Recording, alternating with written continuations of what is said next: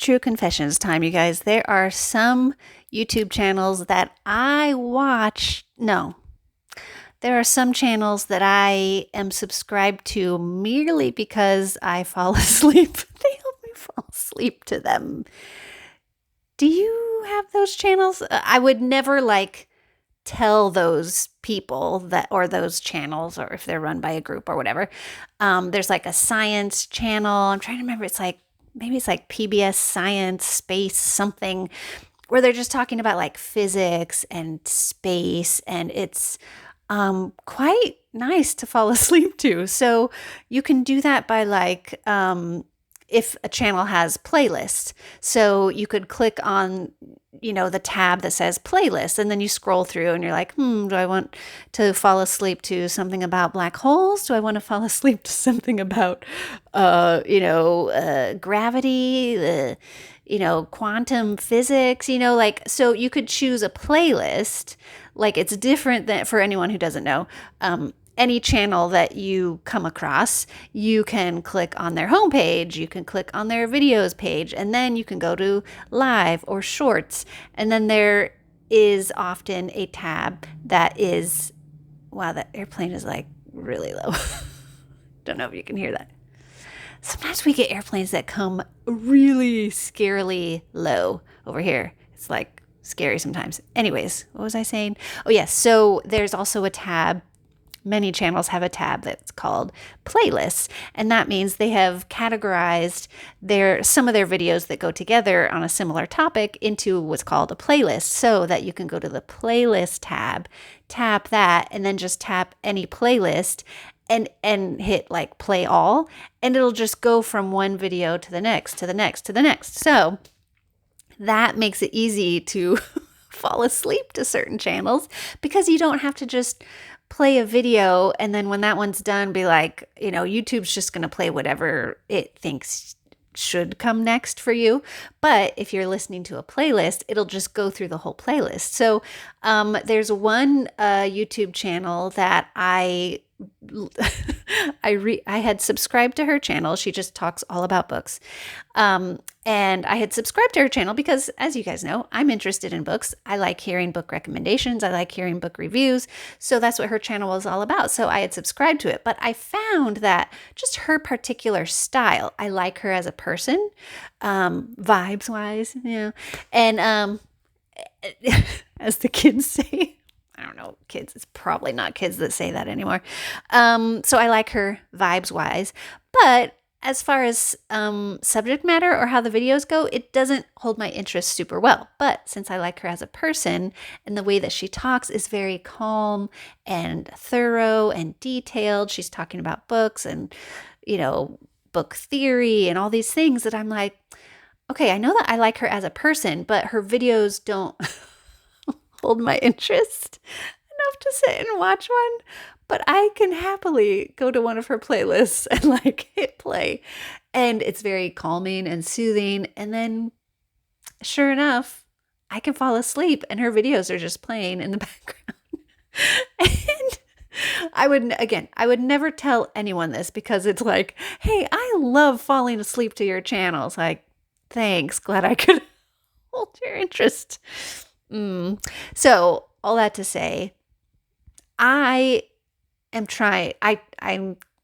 experimenting with creating my own playlist. So I already have tons of videos to choose from. I think right now I have when this one posts, I think I'll have 153 or 154 videos. And I never did playlists because I just thought I don't really, it's hard to think through how to categorize things sometimes.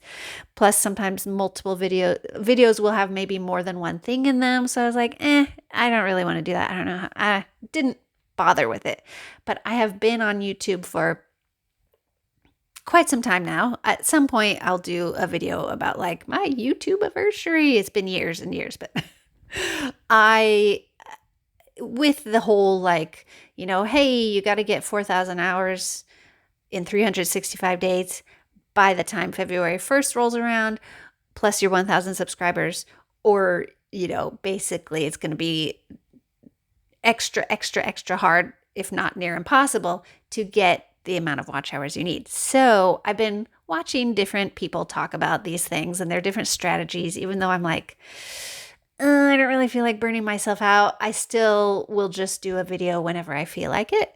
I don't feel like trying extra hard to do more videos or trending content. Like it's not worth burning myself out for that. So I did see one idea in one video where it said like, hey, what if you do playlists, and then people can watch your content from one video to the next. And I thought, well, hopefully no one wants to do that for me because they're so bored that they could fall asleep to my videos. I mean, I guess that's a compliment if you're soothing, but I don't think my videos are like that vibe. But if people wanted to, like sometimes you're cleaning the house and you want something on in the background, or like if you're doing dishes and it's like, I don't want to like have to clean and dry my hands and hit like play this video. Like you could just go to the not podcast. There can be a podcast tab. I don't have one of those. You could go to the playlist tab now. You, dear viewer, could go to my playlist tab, scroll through. I have, by the way, tons of different playlists. Some videos only have maybe 2, 3, or 4 videos in them, but some of them have more. But you could actually choose a topic and just be like, for example, I have one playlist that's called just book reviews because some people really are interested in a video that's just about books. Not everybody is, but some people are. So I thought for those of you who are, you could just do dishes while you're doing dishes and just be like, I would like to hear Kendall's thoughts just about books while I do dishes. You could now go and watch that playlist or have it on while you do dishes or clean house or whatever. So I have tons of playlists. What are the different ones? I have one called Just Book Reviews. I have one called, I think, like Brutally Honest Take on Making Money Online, or Can You Make Money Online? All my different ventures in trying to make money online and work from home businesses and all those such adventures. Brutally honest, like I said. So I have a playlist for that. I have a playlist for I think I call it like supernatural things because, that's part of my life. So supernatural things. I have, I can't remember what else things I have. Oh, job hunting. I have stories about job hunting or about like tips for, what's it called? Like red flags for job interviews, so I have a lot of different things going on this channel. And so feel free to join in this experiment if you want. I've been checking the stats. I'm like, did anybody watch the playlist? Not yet. But it's because I haven't mentioned it and I never had playlists before. So you now can just have a playlist and go from video to video. You don't have to, but if you were so inclined, you could now. If for all these years you were like, I just wish I could listen to her while I wash dishes without having to dry my hands and click next video or play this video. You now can do that. So there's that. I wanted to talk about that. I was about to say something else about that, I think. Oh, yeah. So if any of you out there are YouTubers, content creators, if you do playlists, let me know. Or if you don't, let me know why or what your thoughts are about playlists. Or if you also have channels that you fall asleep to because they're just that calming and non-vibranty. So that is what I wanted to say about that. Moving on to the next portion of this video, I do want to tell you a book that I've read and then what I'm currently reading. I finished this book. I never even told you I was reading this book. It wasn't like a secret or anything. I just never talked about it. But I started and finished The Cup of Silver Linings by Karen Hawkins. This is a sequel to a book that I have already read and talked about in a video of is it 1 or 2 years ago? It feels like it was forever ago. I will link to the video down in the description. And it is a video I did about books. I called the video Books About Books. I think that's what I called it. Books about books. And in that video, one of the books I talk about is the first book in this series, and that book was called The Book Charmer, and it was all about like a magical realism setting where it's like it's fictional, but there's also like magical things going on where you're like, wait a minute, what's going on here? But it's not a fantasy story. It's like real life situations, plus there's magical things that happen. Now, when I read that book, I did mention, I think, that it was a little tricky. I like magical realism. I like magic in books in general, but I do like magical realism. But the book Charmer by Karen Hawkins, I liked it. It was very cozy. But if you want to check out some of my like hang-ups about it, there is the issue with like, if you're going to do magical realism in a book, oh man, it's a hard balance. I could never do it. Obviously, I've never written or published a book, but if I were to do that, I would maybe not do magical realism because it's a very difficult, to me, it's hard. To me, it seems like a difficult thing to do is balancing the real world stuff with the magical stuff. So in the book Charmer, the first book in this series, there are the books talk to one of the characters. So you have this kind of like really unrealistic, kind of silly, ridiculous thing of like, really? Okay, the books talk to her. But then it's mixed in with very real, interesting, contemporary fiction type stuff. So where you're like, okay, so you have this very interesting, involved story that I was interested in, and like, oh, what's going to happen, and these people and their interactions and the town, how are they going to save the town? And then it's like, and then this book talked to the lady, and it's like, haha, I'm like, that, it seemed like two separate types of stories in one book. That was like one of the issues I had with that, but it didn't make me stop reading. It didn't make me not like the book. So that's tricky. The same thing happens here in A Cup of Silver Linings. We're following a woman who has the skill of her tea can do magical things for you. You know, so for example, if someone is like, they have arthritis and it's like, oh, just go to this lady and buy some of her tea, her special tea that will make your arthritis go away. Or like for one person, it was like supposed to help someone sleep, but then it ended up making it so that they could see someone who had passed away and like talk to them, you know? So like, and then you also have the woman who can talk to books and books talk to her. And this is all mixed in with a very normal feeling story about people and their relationships and their town and things that are going on. So this book has kind of a similar problem where you're like, it feels like the magical part just doesn't match the tone of this very serious thing going on in people's lives, but yet I like both of the stories, but they just don't fit together very well. But all that to say, I still enjoyed this. This is a sequel. I think you could read it as a standalone, but this one is about a grandmother whose daughter, or a woman whose grown daughter passes away, and then they were estranged from each other. And then the story is mostly about the grandmother trying to like rekindle a relationship with her granddaughter who she had been estranged from because she was estranged from the daughter.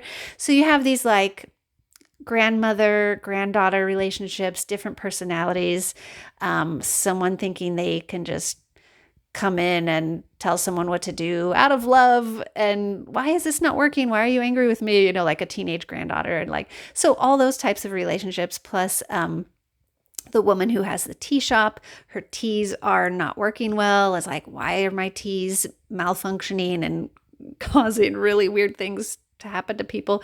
So you have all these things going on, and I enjoyed the story, even though, like I said, the magical parts and the realistic parts don't fit together very well, but both of those parts of the story are entertaining or interesting in their own right. I would say this is a great story if you're just looking for like small town, family relationships, navigating grief. This one has a lot to do about grief, some very healing things about grief. So if you have experienced grief, recently, or I don't know, if you just are interested in stories about watching people process grief in a really real and a healing way, this would probably be a good one. The only other thing, other than like the magical realism kind of not fitting super well, is there was a major plot hole. I mean, there's some of them where you're like, okay, but you didn't quite answer that. But there was a really big one at the beginning of the story. The narrator, it's in third person, third person omniscient narrator voice. So the narrator lets the reader know, like, this grandmother had become estranged from her daughter, but despite the daughter not wanting to talk to her, the mother / grandmother kept calling, leaving message after message after message after message, and never heard back. So, and then towards the end of the story, the narrator tells you or shows you that I don't want to give away any spoilers, but through the story, you discover that these characters understand that neither one called the other ever after the estrangement. And I read that, I was like, hang on. Through this whole story, I've been thinking like, oh, that's so sad that the grandma / mother was leaving message after message after message for years. And then just eventually was like, I guess I'm never going to hear back from my calls. And then later in the story, you hear that, oh, well, neither one of them called the other, and one of them could have reached out.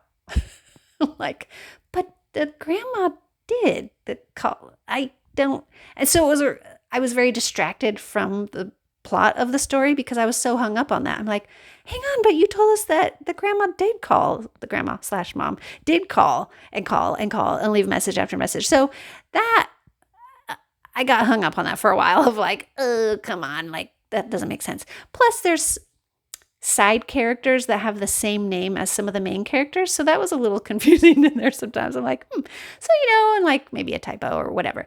But if you are someone who is processing grief or are interested in like family relationships and healing, this is a very redemptive story, a lot of healing and learning how to communicate and to compromise and to meet people where they are instead of where you think they need to be.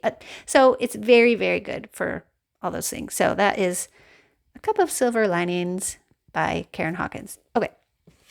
Then after I read that, I immediately got to the other Redwall series book that I have on my shelf. So if you watched my last two videos, you know that I really love the series, the Redwall series by Brian Jacques. And I had two left on my shelves because I pick them up at like library book sales if I'm like, ooh, there's another one, because there are a ton of books in the series. You can read them as standalones, but like I recommend reading the first one that's just called Redwall first to get like an idea of what the other stories are going to be like. So I've read them out of order. I think this is book number 7. I had this on my shelf. This is Pearls of Lutra. So I just love these. See if I can get it without the reflection. These are called the Ace paperbacks. If you look these up online, you will see all different kinds of covers, but my absolute favorite editions of these books are the Ace paperbacks because let's see if I can get that. If you can see that, it's like an otter that is a warrior. It's like the best.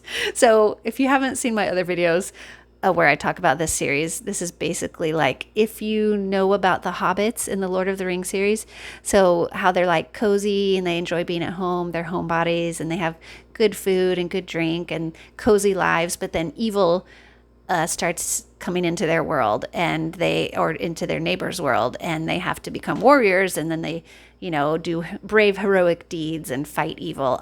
That's basically every book in this series is what you're going to get. So I just started this one. So this is what I'm reading next, Pearls of Lutra. So highly recommend if any of that sounds good to you. They're all, I forgot to say, it's like the hobbits, but like they're all woodland creatures. So this is a warrior otter. And that's just how it goes in Redwall. You have very brave woodland creatures taking up arms. to stand against evil. All right, so those are the books that I have read, am reading. Feel free to let me know, again, your thoughts about playlists. If you have any channels that you fall asleep to. If it's mine, I guess you could tell me, but I would be surprised because I don't think my random laughing and blurting of things would be very calming. But anyways, I do have playlists for like doing chores and stuff and having it on in the background. So anyways, thanks for watching. I will see you in the next one.